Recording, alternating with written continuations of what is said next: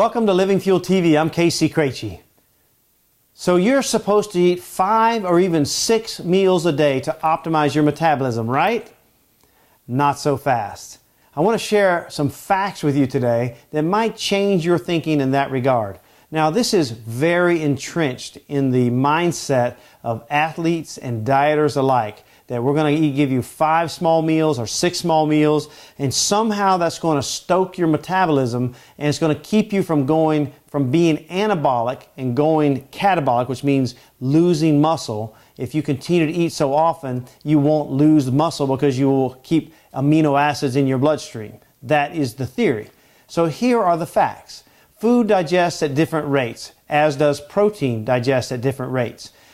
When you eat, say, 60 grams of protein in a meal, if you chew it properly, let's just say it's meat protein, if you chew it properly, it's going to take 1 to 2 hours before it starts releasing amino acids into the bloodstream.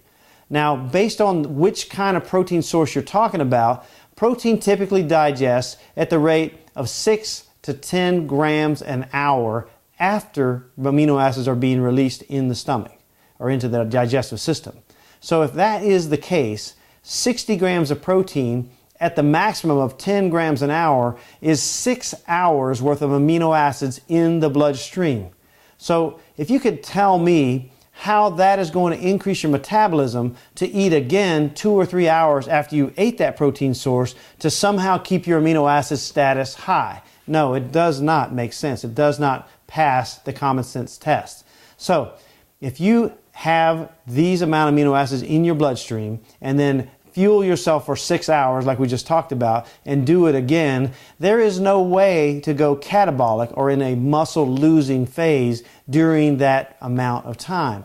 So it just simply does not make sense. So about snacking, what do we do about snacking? Because many people will eat breakfast, they get hungry late morning and they're looking for the snack machine or a donut or coffee or something like that to get them through to lunch. So the first problem normally is people did not eat the right breakfast, because a breakfast of oatmeal and orange juice is a guaranteed snack late morning because you're sending your blood sugar and insulin levels flying, and then they basically come down into a couple of hours, and when they come down below the level where they started, it puts a physiologic demand on your body that says you will get some more carbohydrates or some kind of stimulant to get your blood sugar back up.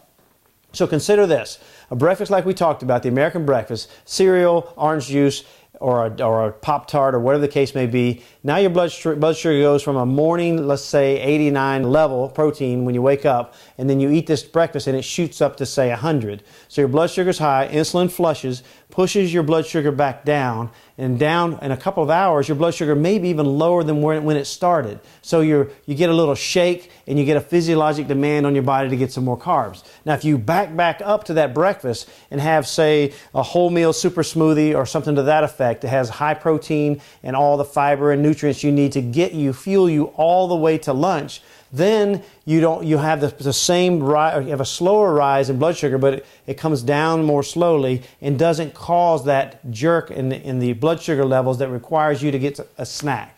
So the point is, if you fuel yourself properly at your breakfast meal, at your lunch meal, at your dinner meal, then you will not be looking for snacks 3 hours later. And this is the key. So if you're saying to yourself, hey, I like the breakfast I eat, and then at 10 o'clock I have this certain snack, then consider this. Take everything you eat from after the breakfast meal or the lunch meal or the dinner meal, everything you eat after it, take and pull back to the meal time. And so that snack that you normally would be having later in the day, pull it back and have it within an hour of the meal, like a dessert, for instance. Hopefully it's a healthy snack.